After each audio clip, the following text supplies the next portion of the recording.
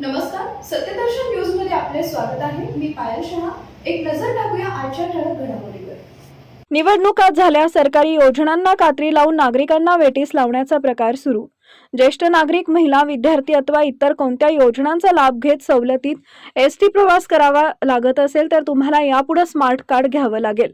कारण राज्य सरकारकडून सवलतीत प्रवास करणाऱ्यांसाठी नॅशनल कॉमन मोबिलिटी कार्ड आणलंय। सवलतीत प्रवास करताना यापुढे फक्त ओळखपत्र दाखवून चालणार नाही, तर तुमच्याकडे एनसीएमसी कार्डच असायला हवं। परिवहन मंत्री प्रताप सरनाईक यांनी या स्मार्ट कार्डबाबत घोषणा केलेली आहे। सरनाईक म्हणाले, ही केवळ तांत्रिक सुधारणा नसून प्रवाशांच्या डिजिटल विश्वासाला बळ देणारं पाऊल आहे।